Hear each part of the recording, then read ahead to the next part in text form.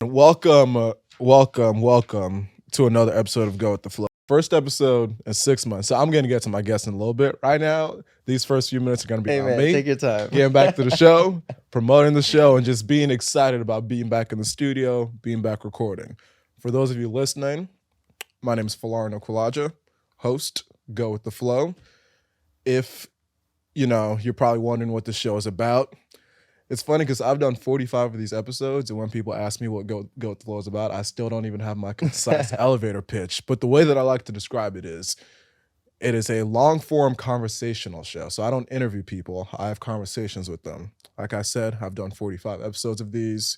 Guests have ranged from New Jersey Governor Phil Murphy to Sarah Fillier, Olympic gold medalist, to Kwesi Adolfo-Mensah, general manager of the Minnesota Vikings, Mark Shapiro, CEO of the Toronto Blue Jays. So it really scans a bunch of different varieties of individuals to some of my best friends who don't really do shit, but they're just like cool ass Like people. me. Wait till I give you a background in your bio. This guy's done some shit I didn't even know about. But that's the point of Go With The Flow. It's cool people having good conversations, learning. Sometimes the conversations are serious, sometimes they're funny, and everything in between. But I love meeting new people. Love having conversations, and that's kind of why I started the show. Started at my junior spring at Princeton. That's where I graduated from. Just moved to the city. Like I said, did 45 episodes. Wanted to settle into work a little bit before I got back on this little side hustle, this little grind. But now I'm back into it. I'm very excited to be here. So for everyone listening, if you're a first-time listener, welcome to the show. I hope you tell a friend to tell a friend to tell a friend. Matter of fact, just stop right now and send it to one person. If you love me, send it to 2 people. If you really love me, send it to 3 people. If you are a repeat listener, thank you for coming back. I hope you keep listening. Do all the basic stuff everyone says, like, subscribe, follow. There's a YouTube. As you can see, we're in this very professional studio. It's going to be full clips on YouTube, full episodes on YouTube, short clips on YouTube, social media. So yeah, do all of that. Like, follow, subscribe, tell a friend to tell a friend to tell a friend. And I think one of the last things I want to say is I'm still building this. As much as I'm proud of what I've done so far, I'm excited about what's coming up in the future. That even gets me more excited. I'm still trying to build out a team here in New York City. So if you're listening and you have any interest in working on a podcast, whether it's producing, video editing, just anything that might come with this whole process, reach out to me. I'm very responsive. And yeah, I'm looking forward to building something special because this is a little passion of mine. I never knew what a passion was till I recorded the first episode, and I was like, okay, this is what I'm supposed to be doing. I didn't even sleep last night because I was like, oh shit, first episode in 6 months. I'm that excited. But with all that being said, I'll now bring it to my guest. So my guest here, Cheick, and one of my good friends. Funny enough, we met a year ago yesterday, I think. And we'll get to this. We'll get to the story of how we met real quick and that whole thing. But let me just gas him up real quick, okay? Because he was saying he was one of my friends, just one of those people who doesn't do anything. Let me just rifle off a few accolades that my guy here has. February 2021, CNBC's list of 23 Black leaders who are shaping history today. Others on those lists, Kamala Harris, Melody Hobson, and Nicholas Johnson, who I've actually had on the show. So shout out Nick. September 2021, Ebony Magazine's Power 100 list, alongside Travis Scott, Jada Pinkett Smith, Anthony Mackie, Lewis Hamilton, and 95 other people. October 2022, Black Enterprise's 40 Under 40 list, alongside Ryan Coogler, Stephen Curry, LeBron James, Taylor Rooks. So, my friend, I would say those are some real accomplishments. And also just not randomly, interviewed by Bloomberg December 14th. So with all that being said, welcome to the show, Cheick. Honestly, wow, thank you so much. Truly honored to be here. When you reached out, it was like, hey, Cheick, like, wanna have you on the show. I was like, wow, like, I'm honored. Like, the people that you've had on this show, like, I'm a big fan of this show. Like, I love listening to these conversations, as you said. A lot of other podcasts make it feel like an interview where it's just one-sided, whereas conversations, you can really go deep. That's the point of this, And exactly. so, yeah, very excited to just be on the show, and thank you again for having me. And thank you for coming on. And so all those accolades, and the reason that you got all that was because of Black Gen Capital, which we'll get into in a second. And you co-founded with Hermes Tedeschi. Exactly. Yeah. So shout out to him. This is a very much so a joint collaborative effort. So he also has all this accolades. But you're the one on the show today, so we're talking about you. First things first, we met, a year ago yesterday. You want to tell the story of how we met? Yeah, so we actually met at an airport, JFK Airport. We were heading to Mexico for the Black Ivy League vacation. Black Ivy vacation. This was an effort by Dominique, amazing woman from, she went to UPenn, and Addis Boyd, who went to Columbia. And they decided to get together a group of just 30 Black strangers from across the Ivy League and take us on a vacation together. And so it felt somewhat like a reality TV show. Yeah, I wish there were cameras. I wish there were cameras filming us. If anyone's listening and wants to pay us to go back and film it, honestly, you go. I wouldn't mind. So we're both, we were both invited to the trip, and we meet at the airport. And from the day I met Folarin at the airport, we just instantly hit it off. We were just cracking jokes the whole time. I was crying of laughter just the whole time, and here we are today. It's a year later and still pretty close friends. Funny enough, a lady at the airport thought we were either brothers or cousins. I don't remember. I don't remember which, but she was in line in front of us. She looked back, she was like, "Are you guys related? Are you cousins?" I'm like, and we're like, "Nah, we met at the airport 10 seconds ago, right before all of this." Yeah. But yeah, actually, so Dom is supposed to be the next guest, so we'll get way more into Black Ivy Vacay on the next episode. But first, it is January 7th, so relatively new into the new year. Are you the type of person to make New Year's resolutions? And if so, do you mind sharing some of them? Yeah, so I am the type to, as corny as it sounds, to sit down, reflect on the year. That's not corny at all. I do the same thing. Every year I have a 5-hour process of just breaking down my past year, all of the highlights that went on, as well as things that, didn't go so well. And then I also look at the goals that I set for the year and see which ones I accomplished and which ones I failed at. And, looking back at 2022, I failed a lot. People wouldn't probably expect that, but I failed a lot. I set a lot of ambitious goals. And I think it's important to fail a lot. Yeah. Because that means that your goals are ambitious enough and they're pushing you outside of your comfort zone. Mm-hmm. And so for this year, I set some goals for the year. One of my goals was to only take Ubers when I'm traveling with friends. Okay, I thought you were going to say only take Ubers, period. I was like, that's a wild goal. Yeah. No, because one of my big goals is on the finance aspect, so personal finance, managing my money. When I look at all of the money that I made in 2022, a lot of it, I'm like, where did this go? And so I set a lot of goals pertaining to personal finance and saving, and cutting down Uber expenses was one. I set goals relating to just personal life, friendships, and building friendships in a way somewhat different than how I did in 2022. In 2022, it was mostly going out and hanging out with friends and just partying. Yeah. But in 2023, I really want to figure out other ways to do that. So, for instance, doing activities like going skiing or trying more wholesome trips. Not like the trip we met on. Yeah. Although much more of that coming up. Yeah. For sure. I don't know if you feel the same way. I definitely feel the same way, because I'm also the type to set New Year's resolutions. I've done it for the last 2 years. The first time I did it, one of the big ones for me was I wanted to read more, because I hadn't read for pleasure probably since middle school. Because high school, I would just read books for classes. College would also read books for classes. But I do love reading. So I was like, I think this was 2020. I was like, I'm going to read 5 books. I read 7 books that year. I was proud of Nice. myself. Next year, I was like, I'm gonna read 10 books. I read like 4. I was like, Oh, maybe not. I'm not. So I didn't put a number to it anymore. Now the goal is just like always be reading a book. I think that's more attainable. And then also personal finances is also a big one because kind of like you said, I didn't think it was possible to spend so much money. But it's very possible to spend It so much adds money. up. It adds When you up, look at man. these stories of NBA players, athletes, people blowing all this money, you're like, how is that possible? I'm like, I definitely see it's possible because I have not been nearly as good about saving money as I should have been. So very similar to you, just budgeting more, investing better, actually just thinking in the long term and not just spending money every chance that I get. Can't be going on all these hinge dates.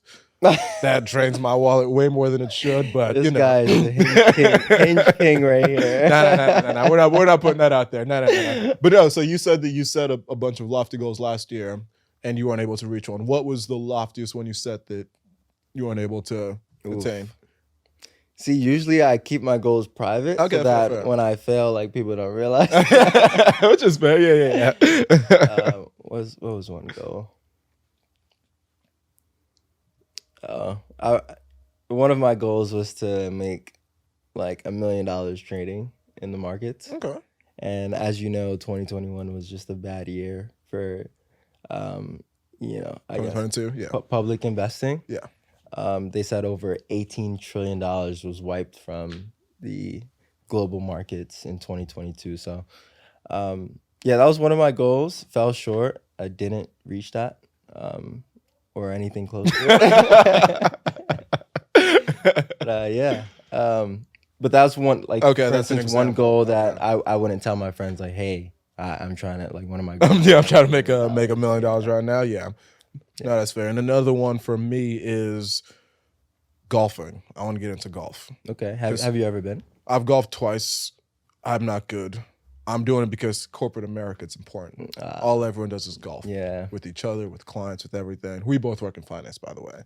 So I need to, it'll just give you that leg up, help you fit in a little bit more. So that's one thing I want to take. It's also lessons. just a leisure activity. That too. Just another thing that you can do to have fun. That's Luckily, so at Cornell, you can take, we have a gym requirement. And so you have to do 2 semesters of any like gym class. Don't they make you have to swim also? Yeah, you have to take a swim test. I remember when I got in, I did my tour. They said that. I was like, Mom, Dad, let's go.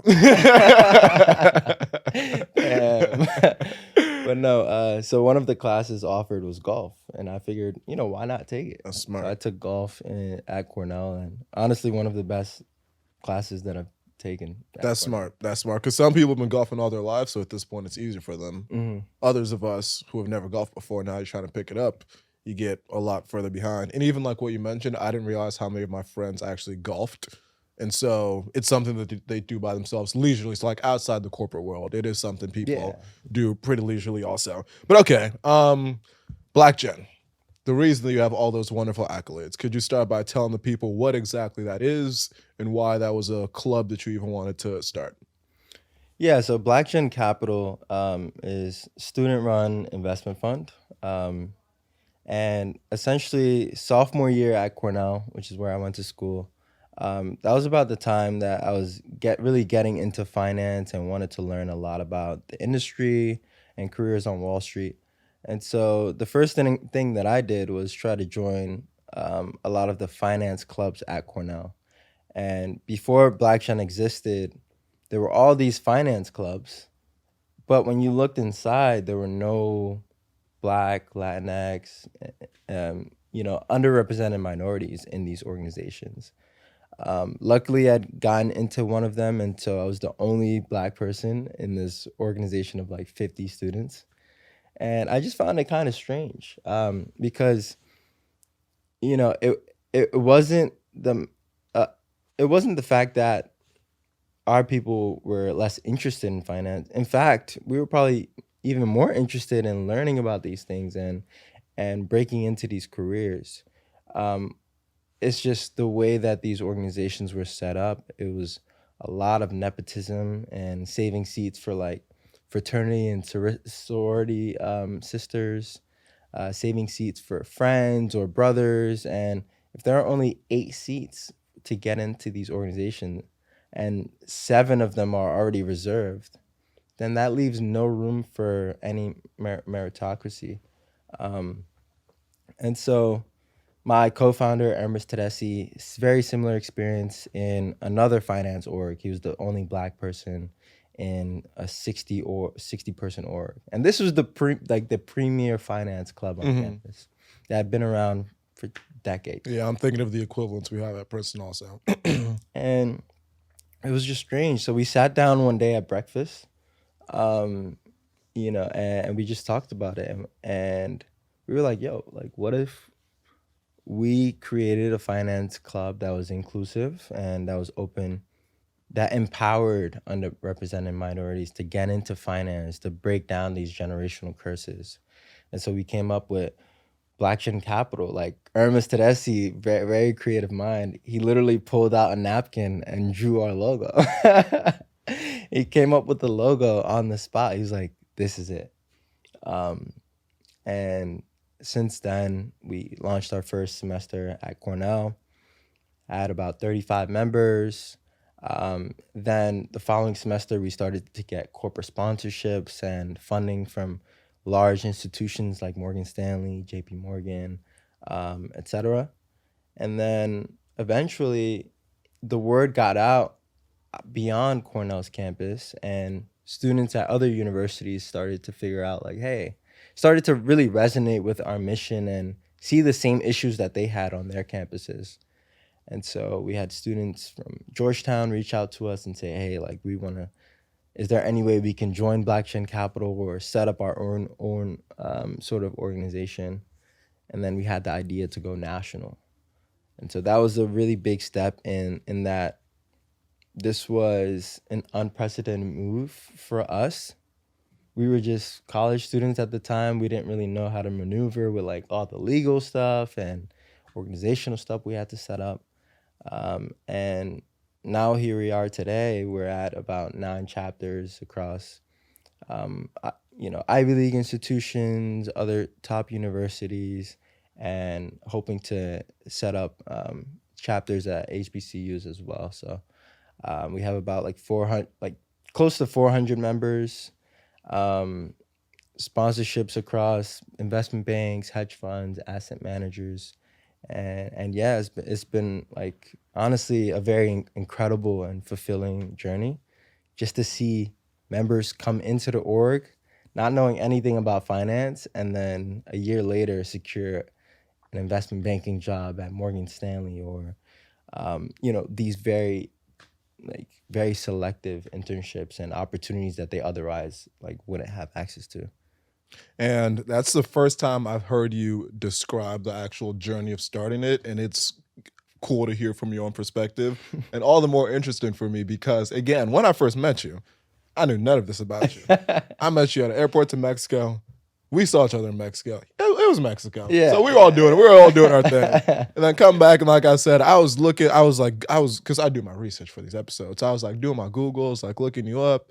And then I saw the different accolades, all the different stuff you'd accomplished, the growth, and I was like, this is the same Cheick that I saw doing X, Y, and Z. And it's just really cool because, again, it's like the duality of man. It's like it's possible to build something that's special, have this vision, execute it, see it all the way through, and you're still growing, but you've already accomplished a lot. And then also be the person who can like go out, have their fun, and that type of thing.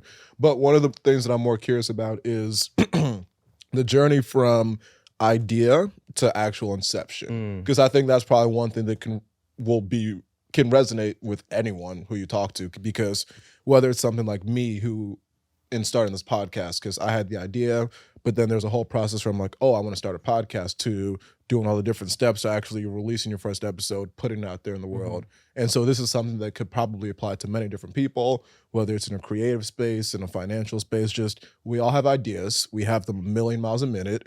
There's so many different things people are thinking of every second. But then the journey to actually launching something, there's a lot that has to happen in that in between. And I don't think that's something people really focus on or spend any time thinking about. So could you just speak a little bit to what the journey was like from that first breakfast you two had where you wrote the idea, he came up with the design, to, I guess we're a club now, we're launching, we have members. Just speak on that a little bit.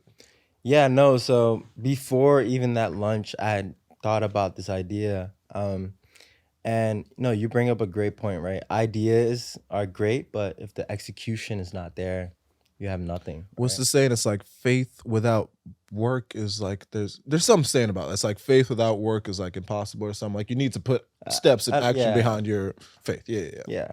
So, it's great to have ideas. I think the best way to take an idea and take it from just that to execution is to, one, try to get inspiration. Try to get inspiration of people that are doing things that are similar. And so for us, we looked at like some of the finance clubs on our campus. Like, what are they doing correctly? What are they doing right? And what are things that they're not doing so right? Take those ideas, kind of like bundle them up together, and then discuss it. A lot of people, when they get these great ideas, they try to hold them very tight because they think other people are going to steal their ideas. In fact, nobody's going to steal your idea, because an idea is just the initial stage. The execution transforms that idea can transform it into something else, right? And so in theory, nobody's actually going to steal your idea, right? They're going to steal some sort of version of it and create their own version of it. And so for us, we had to look to see if there was any inspiration we could draw upon, and then we had to talk about it. We didn't try to keep it secretive or anything. Like, we talked about it to peers. Like, what if we started what if we started Black Gen Capital on campus? Like, is this something you would be interested in or anything like that? And it was overwhelming. We sent out a survey initially to Cornell's campus and said that had all these questions about are you interested in finance? Are you looking for a space to learn about finance and break into this industry? We got over 95 responses. Which is a lot for a college club. That's a lot. Yeah. 95 responses, and that's when we knew okay, there's some validation behind this idea. Mm-hmm. So once you have that idea, get the validation you need for it, prove that it's actually a good idea, and then you work towards building a team. With Black Gen Capital, that was one of the main things that we focused on. So our founding team, when you're building a team, when you're a founder, it's easy to say, I know everything. Yep. And I know exactly how this should look, and everything should go my way. But with Hermes and I, we were humble enough to know that we were just sophomores at the time. We didn't know everything. We knew we were gonna make a lot of mistakes. And so when building our team, we had to find everybody. We had to find people that were smarter than us, that knew more about us, knew more about finance than us. We reached out to upperclassmen, and somehow as sophomores, we had to convince juniors and seniors to follow our direction. So you have to be humble enough to know that you don't know anything. Yeah. And building the pieces around you that all complement each other, that all can work towards the same mission as you. That's really critical in the execution part. And then after that, it's really communication. Read a book by Ray Dalio. He's he manages one of the largest investment hedge funds in the world. Bridgewater, yeah. And so in his book Principles, I actually read that right before founding Black Gen. And he talks about radical transparency, radical truth. Oh, I've heard. Yep. Right. And so the transparency part is about being overly communicative about ways that you can improve, ways that you can iterate to then execute and build an organization that works. And so for Black Gen, we were always hey, what are we doing right? Let's keep doing that. What are we not doing right? What can we improve on, and how do we improve on that? Yeah. And it's just this iterative process of just getting better and better. And it's so funny because when I hear you describe that process, it was so similar. Which is again why I asked the question, is because it doesn't matter what you're trying to build. That is those steps in the process is what's gonna help you build. When I was starting this podcast, I remember I had the idea. I remember like it was yesterday. It was a group of like, this was like the COVID semester when I started it. It was me and like 5 guys. We were sitting like in just one of the courtyards on campus, and I brought it up. I was like, oh, if I start a podcast, would you guys listen? And they're all like, oh yeah, yeah. And I was like, okay, well, you're probably just saying that because you're friends, whatever. And then I put an Instagram poll out. I was like, if I start a podcast, would you listen? Yes or no? The majority said yes. They were probably just being nice. But then some people like comments, they're like, oh, for sure, like definitely do it, blah, blah, blah. So that was my first feel like, nice. There's some sort of demand out there. Let me see what exactly. And then that was my first validation. I was like, okay, I'm going to do it. Started it when I first started the podcast. I did every aspect by myself. Producing, recording, editing, did it all by myself. Social media. Because I was like, oh, this is my baby. This is my thing. I don't want to let anybody else in. I could do it all by myself.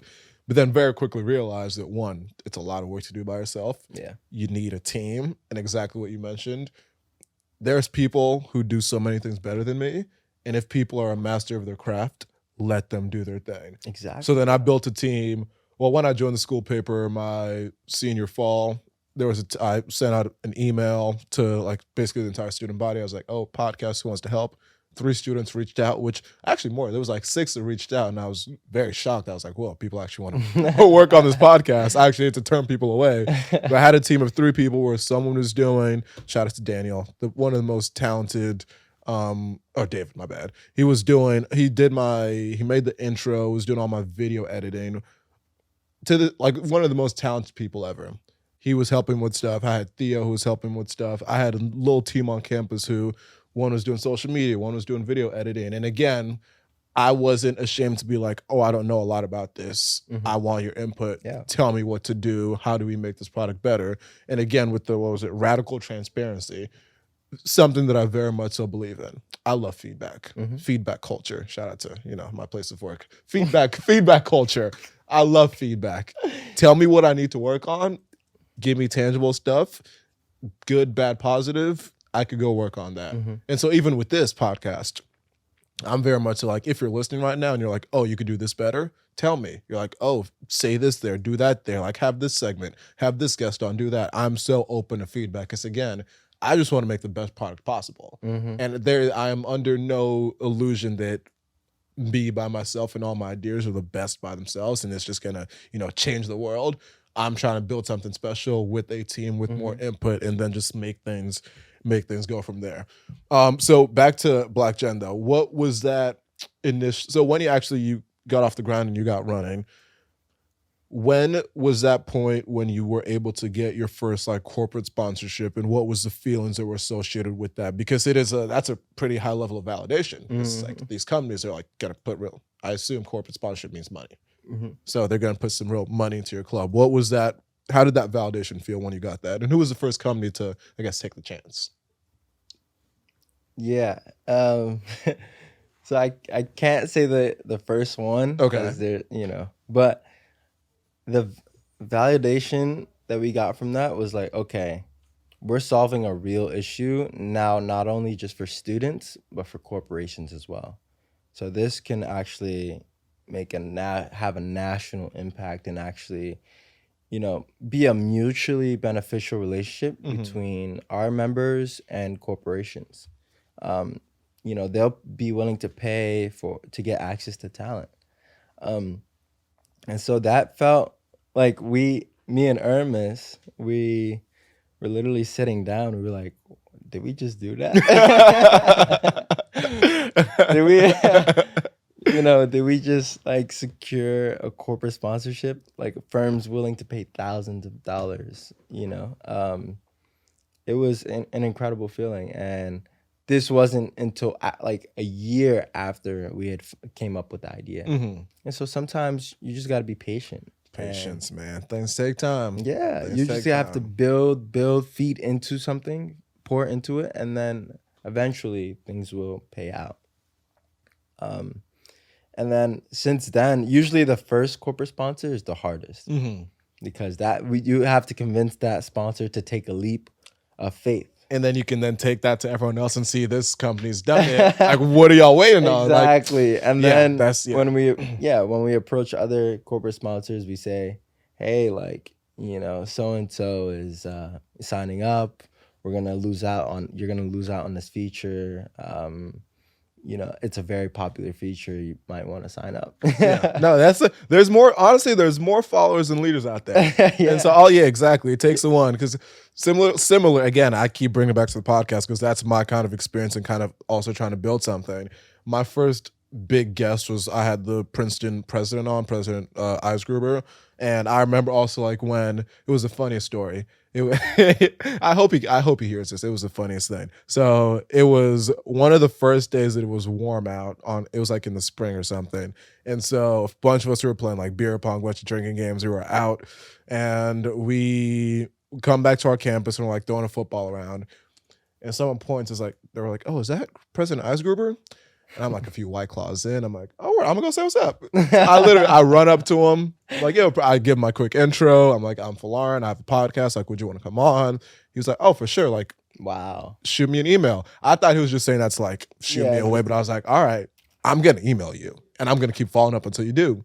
But after one email, within like 10 minutes, he was like, "Oh, here's my assistant. Find a time." And I was like, Wow. Word.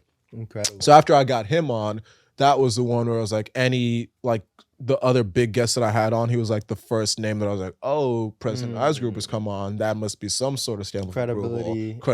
Exactly. And then any other big guest that I come on, like even now when I'm doing my outreach, I have the list of like 7, 8 like prominent names where I'm like, they've come on.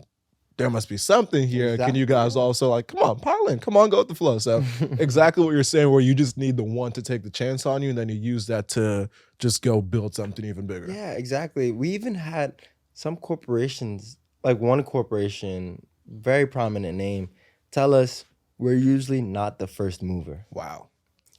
After this, you're gonna tell me who that is. We're not gonna say it on here, but you'll tell me after. Yeah, they told us we're usually not the first mover. We like to see what our peers are doing and stuff like that. And so we got their peers, and then they and then they hopped in line. Yeah. That's funny. Yeah. And so, where do you see this growing? Again, you just said you have big ambitions, lofty ambitions. What, in your mind, how big do you see this being able to become? Yeah, I mean, from day one, I said, I remember at one of our general body meetings where we got together, all of our members. It's about just 35 members from Cornell. And I said, I envision Black Gen Capital to transcend my time here at Cornell. I want to see this existing and breaking down barriers for the next 100 years. You know, I said that week 2. Talk about ambitious goals. But yeah, my mission is really because every single semester we get a new cohort of students. Mm-hmm. Those are more lives that we can impact, more lives that we can help for the better. And so in 100 years, that's a lot. That's 200 semesters. That's a lot of students that we can ultimately impact on a national level, potentially even a global level at one point. We've gotten inbounds from students in the University of Toronto, students in Lagos saying, hey, we want to start a chapter.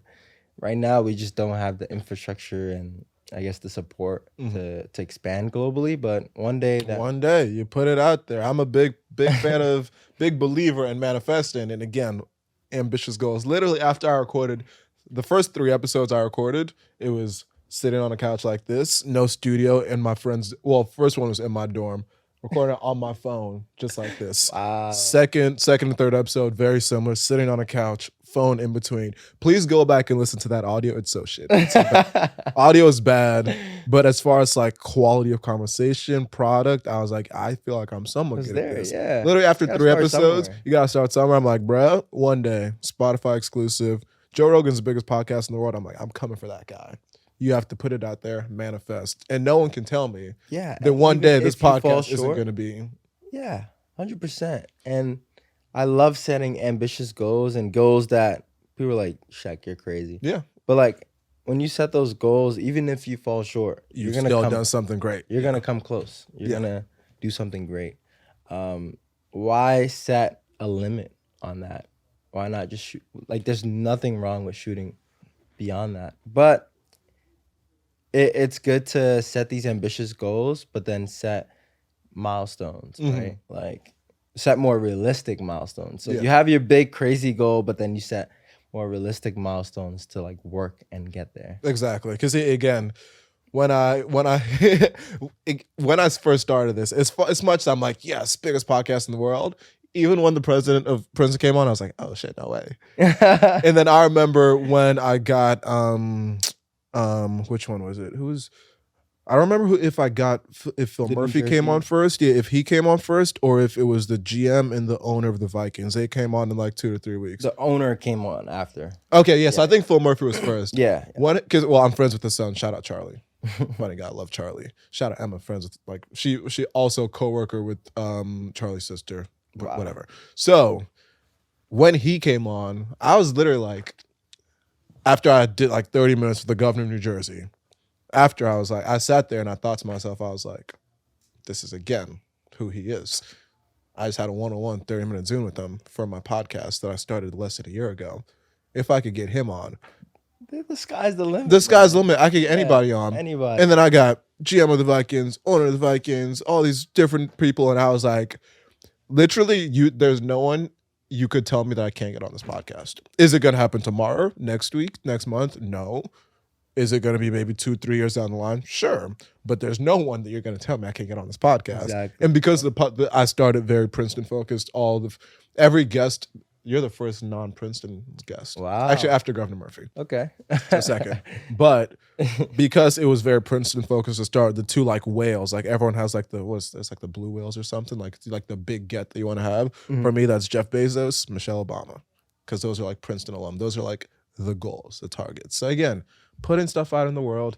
If either Jeff or Michelle happen to be listening, come on, go with the flow. You know, exactly. By all means, reach out to me. I'll get my people to get in touch with your people. But yeah, setting goals is important. You have to dream big. There's so much that's possible in the world. And it's so funny how, even as like a confident person, I thought my goals before were like high.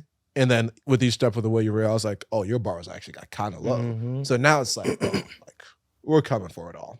Yeah. But last thing on Black Gen Cap. So you've graduated. We're living in New York City now. What does your involvement still look like with the club? Is it like a day-to-day thing, month-to-month? Like, what are you still involved with, if at all? Yeah, so definitely not a day-to-day thing, more so board of advisors. So there's a new transition of leadership. We have incredible leaders, who have done great things in the past 6 months that we stepped down. And so just on the board of advisors, helping out with questions that they have, providing advice on just like how to grow and get more members and get more chapters. Also being sort of a resource when they need contacts or connects here and there, when they need to tap into my network. So that's kind of my involvement right now. Gotcha. Yeah. And that's the perfect transition to the next thing that I want to get into is just this post-college life, this transition to a different phase in our lives. So again, like I said, we both just graduated. Me Princeton, you Cornell last year, and now we're in New York City, the Big Apple, the city that never sleeps. How would you generally describe what the transition? Well, let's not get to work yet, because I'll get to work specifically, not like specific like where we work and what we do, just like more general, like not working. First, how would you describe just the transition from college student to not college student? How's that gone for you? Yeah, it's interesting because I didn't really expect this. What you mean? You didn't expect this? There were a lot of things that just caught me blindsided. For example, I'm so confused. Yeah. For example, the process of moving in and finding an apartment, and true. Also furnishing an apartment. Which Facebook Marketplace is your best friend. Use it; it's cheap. You'll furnish Facebook Marketplace. Wow, I need to tap into that. But essentially, there were all these small things that I never really processed and thought about that we needed when furnishing an apartment. Like, it's all these small things that you take for granted in your own home, but like these Bro. are expenses that add up. Bro. When I tell you I spent so much on a mattress, I thought mattresses were like $50, like 100 tops. All right, bro. $50, After I got my credit card, that was one of my first purchases. I was like, this is. Look up mattresses. Mattresses are expensive. But again, we've had mattresses our whole lives because your parents get it for you. You're like, oh, this thing's like, I sleep on it every night. It can't be that expensive. When you buy your first mattress, that's like the first sign of adulthood right there. Exactly. And then also when we go to college, everything is furnished for us. Yeah. Right. We have our beds, we have our kitchen stuff, we have couches.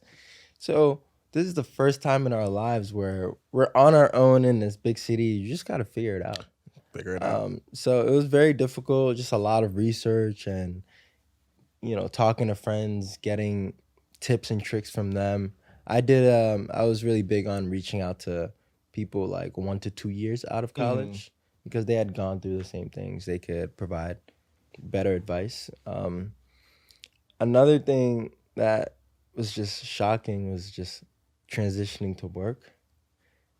For all of our lives, from age of 2 to 22, we were students. Our life, we knew it as like our student life, right? Like you go to school, come home, do your homework, and maybe do sports or an activity. But now it's completely different. Like you just wake up, you go to work, do your work, come home, maybe sleep, wake up, do it again. Mate, that right there for me was the single hardest thing because, again, like we just mentioned, everything we've done in our lives until now has had an end date and an end point. A deadline a deadline. It's like middle school or elementary school. You do it in 5th grade, you graduate. Summers, middle school, 5th to 8th grade. I'm gonna mess that up. Whatever. You get the point. High school, end point. College, end point. Internship, 9 weeks. You're going back. We started work. What's the end point? What's that? Like, this is my life forever until hopefully I can retire somewhat early, but this is it forever. When I tell you, because since we're just jumping right into work, my first week of work, so not training. So we started training. I trained for like however many weeks, had exams, passed all those. So like first week on the desk, that week was probably the hardest mentally of my life. Like, no joke. Because it also coincided with the start of the spring or the fall semester at Princeton. And so it was me like up, because I'm up really early for work, too fucking early. But I'm up so early. And then like I look on my story and everyone's like, it's college. It's like the first week back on campus. And so that week mentally was just like is this my life now? And just like trying to come to terms with that. And honestly, to be honest, I'm still coming to terms with the fact like, this is just life from now on. There is no end date on this part of your journey, which is, it's hard to think about and it's hard to process. And no one really warns you or tells you about how hard that transition is from college student to working full time. Even if it's a 9 to 5 or our finance hours, regardless of what your hours are, that is a hard transition. Yeah. And as much as people were like, oh, like, New York is expensive, like the job might be X, Y, and Z. No one was like, you're not a student anymore. You have to show up every day. Like there's real consequences to your actions. I went from my schedule being senior spring, especially outside of my thesis, which again, it got done.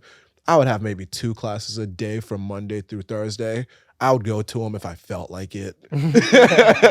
Every day. Maybe take a nap. Wake up at 10 o'clock, go to the gym, go to one class. I'm like, oh, I'll go hang out at my eating club the rest of the day, basketball. You could go drink with your friends every night. To now it's like, for me, Monday through Friday, you're not going to see me because all I do is work. Exactly. And then the weekends are when I'm out, and then I do it all again. So, no, it's a lot. Yeah, no, you said a lot of great things there. One thing I found interesting is I saw a chart that showed the proportion of time over the course of your life that you spend with different groups of people. And so one group is like family, another group is, like your classmates, another group is friends, another group is your work friends.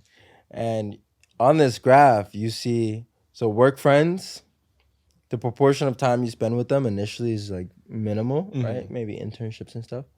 But then as you get older and older, it's just it increases. Not even just work friends, colleagues in general. Colleagues, Yeah. yeah, Yeah. it just increases and increases. Your friends, it goes down. Your family, it goes down. It's low key a depressing chart. When I don't send it to me. I don't want to see the chart. Friends goes down. Family, it's like it's high at first and then goes down slowly over time. It's yeah. I just got depressed again thinking about it. But like there are a lot of benefits, right? Yes. To the work life versus the school life. Yes. One benefit is you do now have a consistent stream of income. That's the best part. Making real money is great. Yeah. You just got to learn to not spend it all. Exactly. You just have to learn how to manage it. You have a consistent stream of income. You know, you don't have somebody like overlooking you and managing you the whole time, which is double-edged sword, right? Mm-hmm. You also just have the opportunity to learn and get very specialized in a certain industry. Like you're in sales and trading, I'm in investment banking. Like that's all I do every single day for work. So I'm just becoming more technical, just learning more about the industry.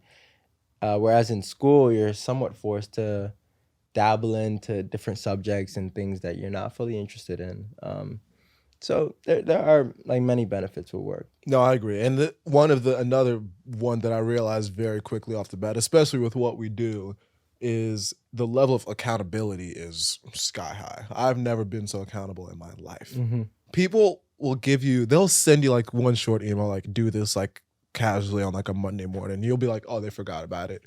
Like 3.5 weeks later, oh, like where is that? I'm like, thankfully, like I'm on my stuff, so like I'll do it. But when they ask, I'm like, oh, I thought you forgot about that. And then even you send something, and not again, you got to be the level of excellence and just like the level of like striving for perfection. I love it, but it's like, oh, you'll send this like 3-4 page thing, and people are like, oh, that thing on page 3, like, what do you mean by that? Like, what is that? And it's like, I didn't even think you were gonna take a look at that. Whereas on the flip side, I think college teaches you how to BS. I don't know how many classes or precepts I would sit in and speak on a reading that I never did. I'm like, oh, yeah, following up on what he said. Yeah, blah, blah, blah, blah. And just being able to just like, that level of BS. Just like finesse it. Exactly. You learn how to finesse is a much better way of putting it. Whereas now it's like, there's no type of finesse, no type of BS, which I love. It's like a level of accountability that I've never had. Keeps you honest, keeps you on your toes, makes sure you're always on point, always on game. So that's another very minor thing where it's just like that day-to-day of like, in college, I could stroll into any class and know that like, I'm going to say my points and get my A and like get out without doing the work. Now it's like, oh, you got to do the work. Yeah.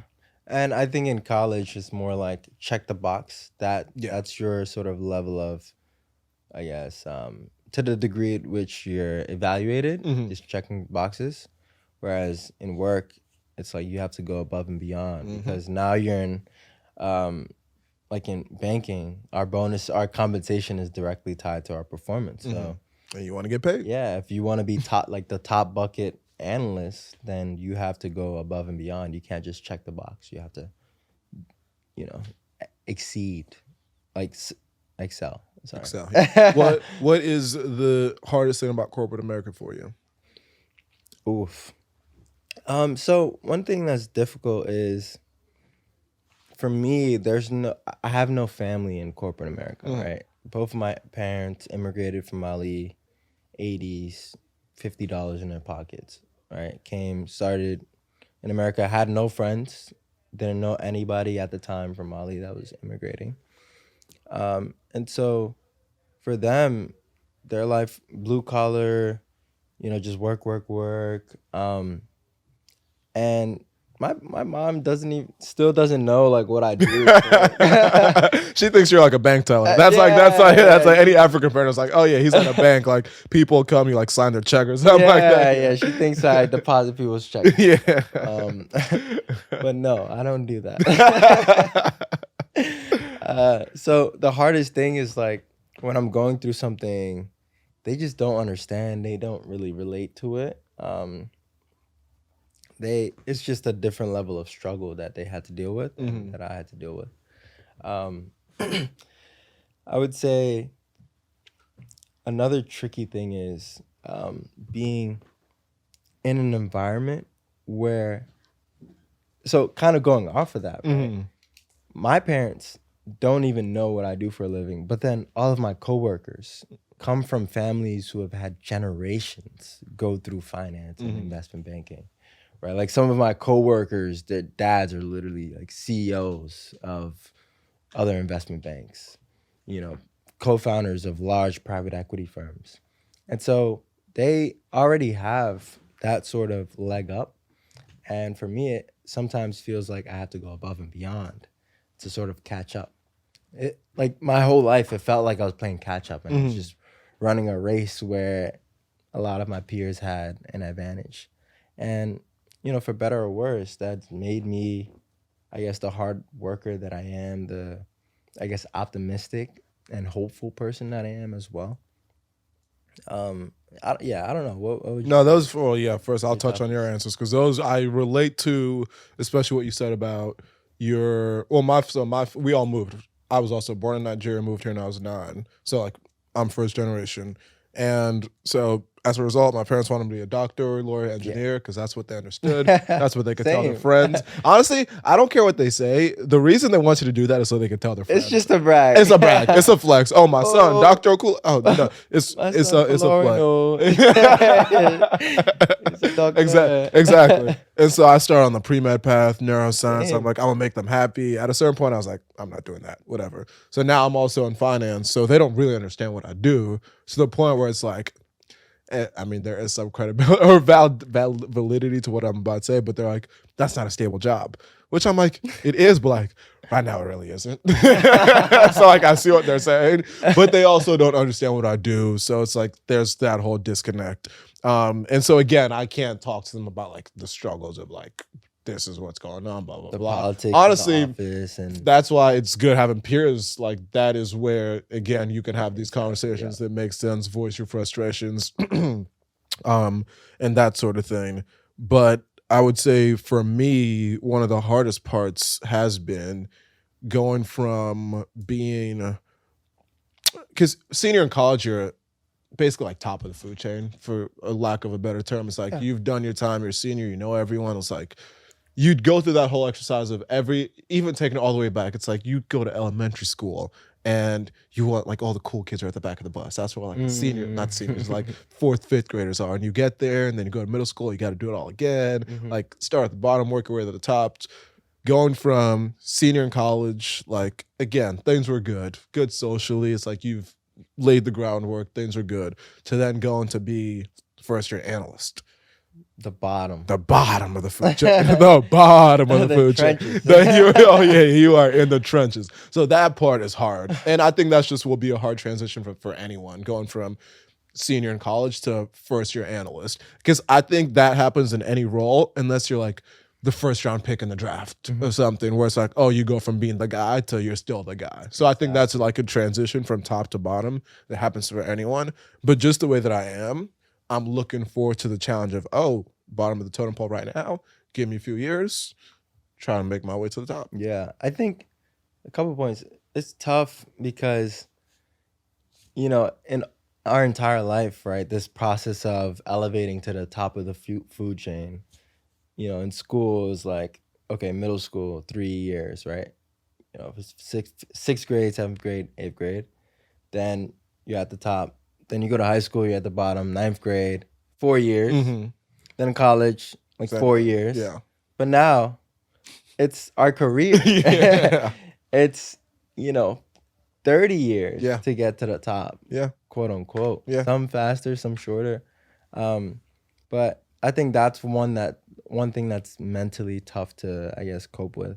And wrap your mind around, And then also just waking up early is hard. That's like the short, simple answer. Waking up and having to be there 5 days a week is like, what you mean I got to be here 5 days a week? Yeah. And then even another one that's like even another like thing you wouldn't think about like being an issue or like hard to like navigate.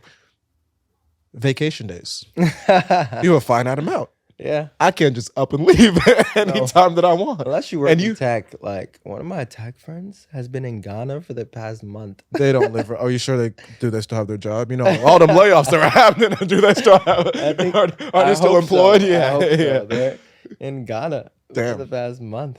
Yeah, no, because even like you have X amount and then just trying to like ration them out for the whole year. Mm-hmm. It's like I don't want to use them all too soon, but then I don't want to save them all up too. Do your late. days like roll over from They don't previous anymore, years? which is why it's tough. So for me, it's like 5 days rolls over. It used to be that way. They just changed our vacation policy, so they don't roll over anymore. So I was literally sitting there like, because again, you know how now that we're all like making money, everyone's like, oh, let's do this trip, that trip, that trip. I'm like, I got X amount of days.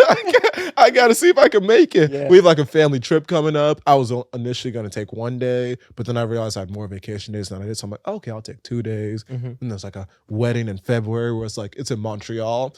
Ideally, I would want to go from like Thursday to Sunday, but I'm probably going to fly out. I'm probably not going to take any days off and just go Saturday and come back Sunday. Because again, you got to ration out the vacation day. So that's another minor one that no one like warns you about. There's all these little minutia of like being an adult that no one tells you about. Nobody tells you about unless you have like family or people True. in your close circles who have that. Well, I guess that's why I'm here for you all now. Now you guys get to hear all these different, the little minutia of the work life that you wouldn't know about otherwise if you're not asking. Yeah. You know, paying your Con Edison bill. Another thing where it's like, thankfully, it's a lot cheaper now. Over the summer when the ACs were running all day, our bill is like 1/4 of what it was. Wow. Because I just got the alert yesterday. It's like it's literally 1/4 of what it was during the summer, which is good. That surcharge is crazy. Yeah. So yeah, no, that's crazy. And then so I guess that was kind of more work related. Outside of work, the more social aspect of New York, what would you say has been either the biggest surprise or like your favorite part about it?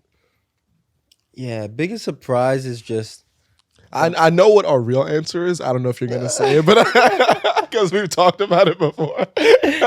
But no, biggest surprise is just, I guess, the type of socialization that happens. What do you mean by that? You know, every week, because we're all in corporate America and we work from Monday to Friday, and then Friday, Saturday nights is what people look forward to. Everybody's just so excited to go out on the weekends and party every single week. And New York is the city where you can do that. You can party every single week and have fun. But it gets to a certain point where that's just not as fun anymore. Not as fun, not as sustainable. It's not sustainable. It's expensive. It's you know, there's other things that you can do. And so I think 2022 was the year of enjoyment. Amen. Year of enjoyment, like, don't want to waste my days. I want to spend them on enjoyment. Exactly. So, and enjoyment is this concept that, you know, life is too short. It's kind of like the new YOLO phrase. Yeah. Like, life is short. Why not just have fun and live your life for experiences and make memories, which is great. But sometimes you got to dial that back and really hone in and be true to yourself. I'm pretty introverted, I'd say. Are you?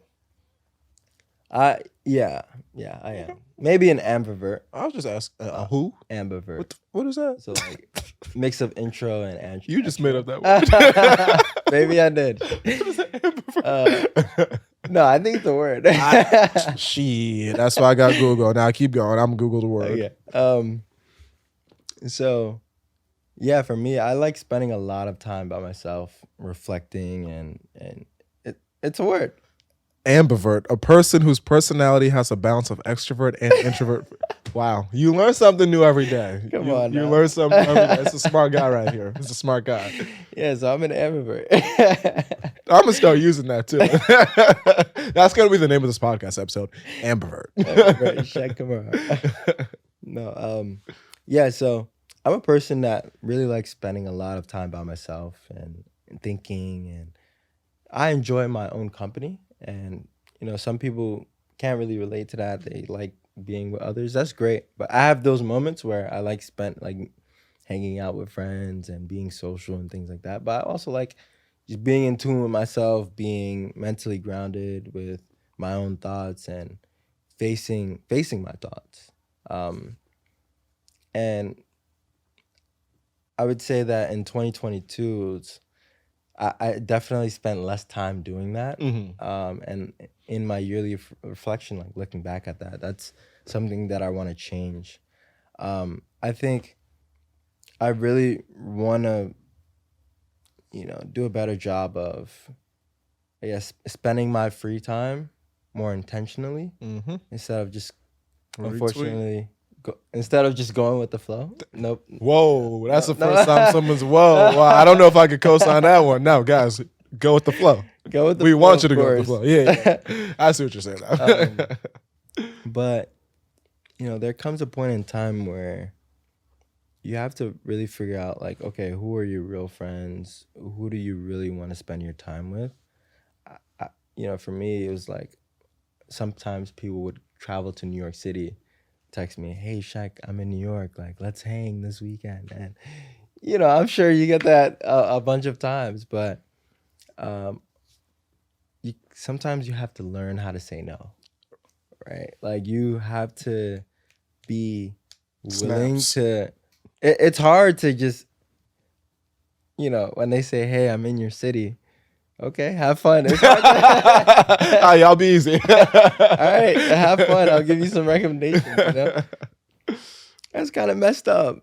But that's but real, then though. again, you gotta care about yourself too. That's reality. Yeah, look out for yourself. Yeah, sometimes you have to prioritize yourself and your own mental health.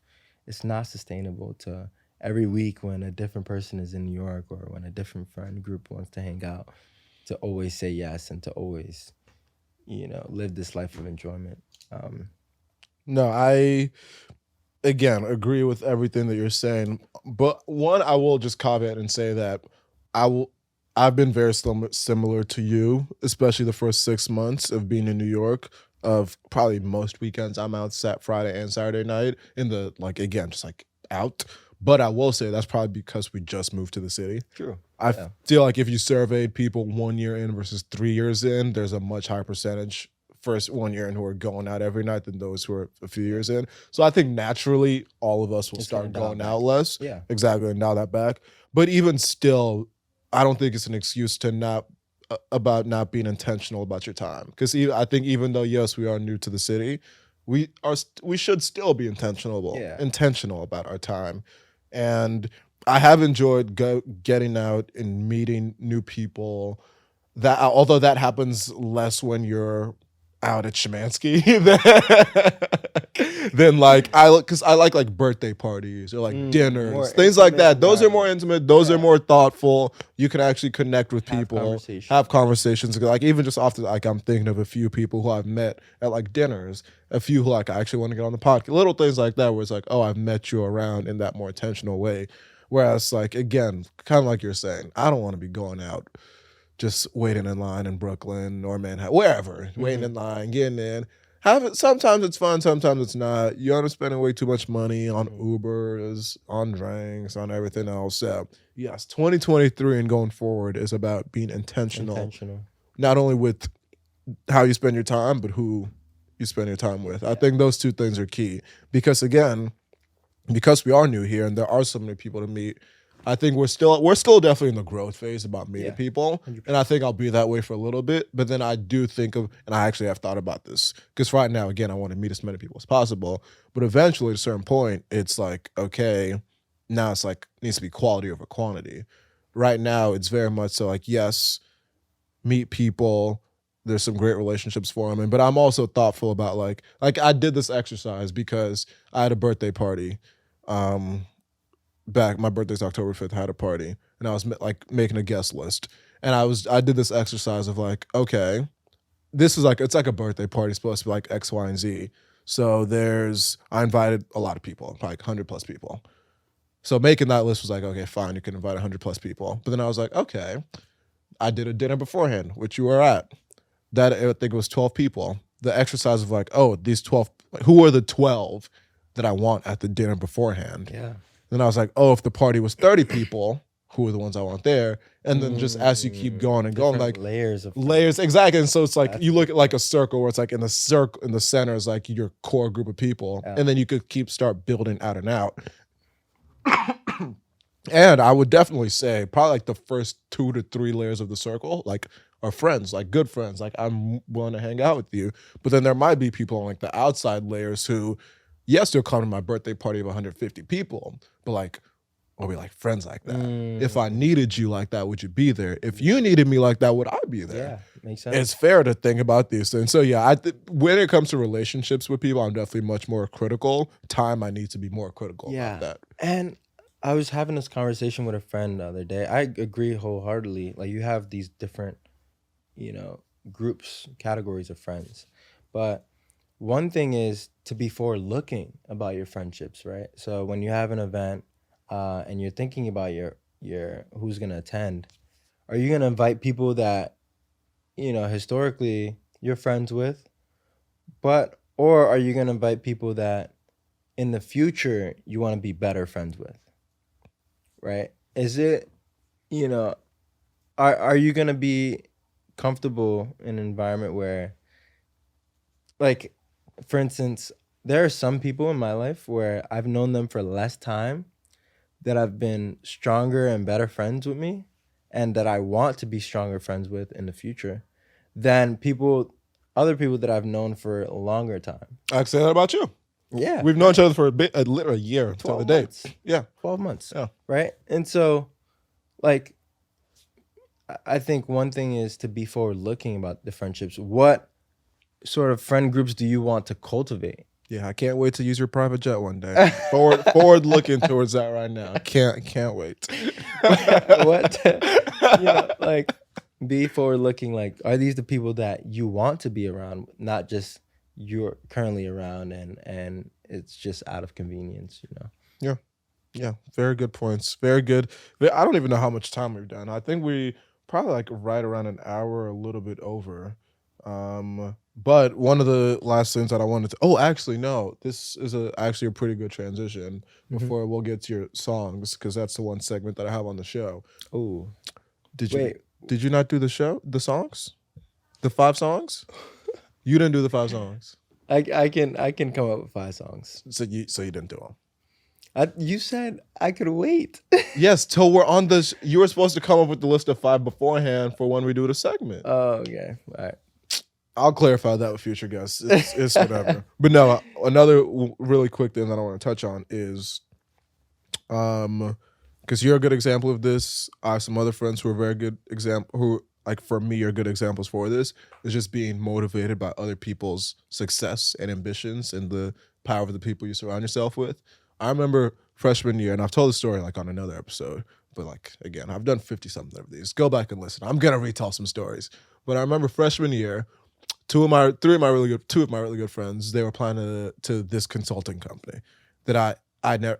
It was like one of the big ones, but I'd never heard of it because, again, who actually knows what consulting is before you get to college? What does a consultant do? I can't wait to have one on here. So they were applying. Dom is a consultant. When she's on here, I'll be like, what do you do?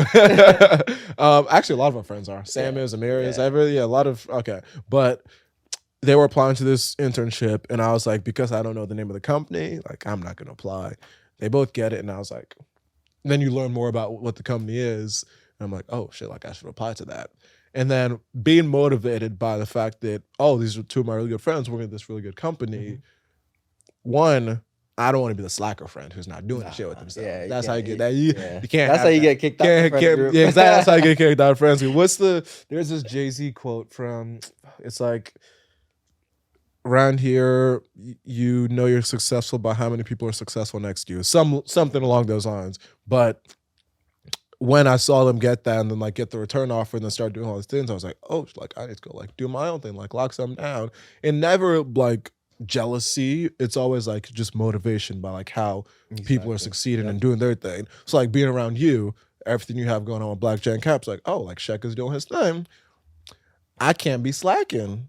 I need to be about my business. I'm thinking of other friends right now who are just all very successful at our age as far as much as we can be and everything that they're doing and being like, okay, I love that my circle is like as strong as it is and everyone's succeeding. But that just keeps me going. It's like, I'm not going to be left behind. I'm going to keep up and just keep doing my thing also. And I actually think Dom did a good job of curating that Black Ivy trip. I think she didn't just reach out to random people. No, I think she did though. I think she did because she was saying, and Or we'll I get guess into. she did, but then the type of people that accept. I think that's what it was. go It on was the like trip. fate, the people who ended up going. Because I Yeah. think, and I'll talk to her about this when she's on, but from what I understand, it was more of a just like general outreach at the start. And some people might have said no or ignored it. her. And then it was just us 30 who But took then, the chance. yeah, it takes a certain type of person to be willing to travel on a trip. What we were saying, Right? people, when they saw the proof of product, they wanted to follow along, but they didn't want to be the first ones in the door and being like, oh, let me sign up for this and take the chance. Like what we're saying about the companies, Yeah. like they want, so same idea. First mover. Yeah, Yeah. for sure.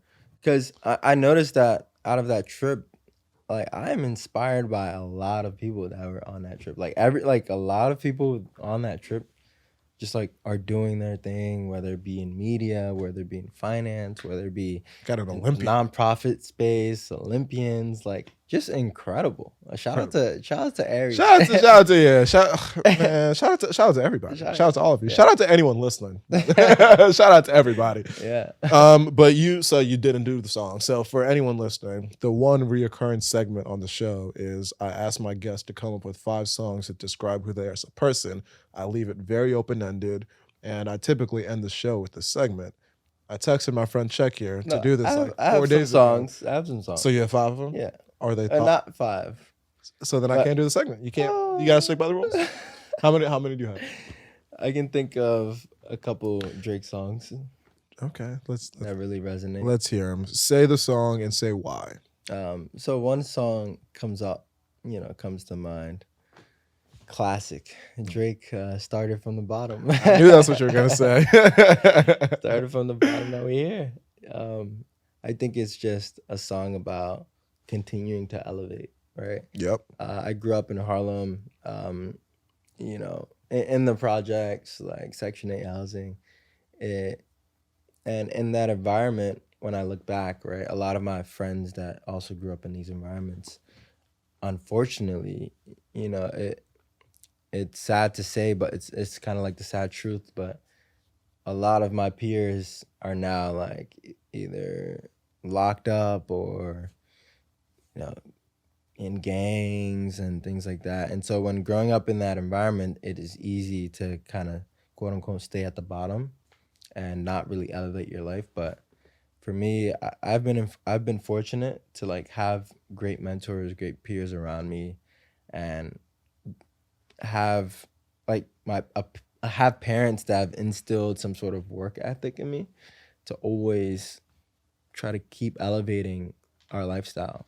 The premise of my life stems from my parents that started from the bottom, like small village in Mali, 35,000 people, barely any electricity, moved to the big city of the capital, Bamako, and then eventually came to the States. So they live by that principle, like started from the bottom, and that's kind of that really resonates with me. I like that. I thought you were gonna say some dumb Drake song, but that ended up being really good. Okay, what's another song if you have another one? Yeah. Another song. I would say. Can I say albums? Sure, yeah. I like that. No one's ever done an album, but again, up for interpretation. I really like Life of a Don. Okay. Don Toliver. Okay. This album is like, it's Don Toliver, who's kind of like this introverted extrovert as well. What's the new word you taught me? Ambivert. Ambivert. Yeah, he's this like. I'm gonna start using that. Like if you know Don Toliver, he's kind of like this quiet guy, but lately he's been more extroverted and outgoing, and I think Life of a Don really captures that essence of him. Now as a young and upcoming artist, now making his name on the big stage. Yeah. And he explores with different melodies, different styles of rap and music. And so in my mind, I see it as, I'm at this point in my life and I'm sort of getting comfortable with this, I guess, new environment that I'm in and setting a new sort of foundation to build off of. So if I could retitle it, it'd be Life of Nah. I'm not even gonna say that. But Life of a Don is like a really great album, Don Toliver. It was my second most listened to album Second most last year. Nice. Um, You got any others? If that's good, I like those. Honestly, I'm not gonna let you. I like that. Those were two, a song and an album. That were real, unless you have another one. yeah. Oh. I mean, Baby Keem. Okay. You know that song that goes, top of the morning, top of the morning. What is the name of that song? I believe it's Range Brothers. Okay. Him and Kendrick. Yeah. But yeah, it's just a song where it's like, it's the top of the morning. Like, go out there and get to it. Yep. Make something Top of the of day. morning. Yep. Like, Yep. every morning, just for me, you have this period where you're laying in bed and you're like, I'm comfortable. But sometimes you just got to kick your sheets and start your day. That is so. We already right. spend a third of our life sleeping. That's true. Yeah. A third of our life just gone sleeping. Yep. 8 Now hours with- a day. Yeah. Yeah. Now with the rest of the hours that you have, like, what are you gonna do with it? You know, go ahead and get to it. So top of the morning. Top of the morning. That's I'm motivated. That's beautiful because that's real though. The getting out of bed every morning that's hard, but it really is just like you gotta like just get out. Just snap out. Just snap out. let's go. There's so much to Just be you gotta thankful do. for. So much to do out there. Yeah. All right, boom. No, I like that. I like that. This it's great to be back. First episode in person in 6 months. I get excited doing these. Sitting in front of this mic, it feels like what I'm supposed to be doing. Yeah. So this is fun to me. Thank you for coming on, Cheick. Thank you for having me. Any final words for the people? Um. Well, what little nugget of wisdom are you gonna leave them with? Yeah. Top of the morning. That's it. Yeah. I guess nugget of wisdom. Life is short. I think as we go on our own journeys and navigate this mysterious thing we call life, I think the main thing is just to remain positive and remain optimistic. When I look at very successful people and very unhappy people, usually one of the biggest differences is their mindset about optimism or positivity.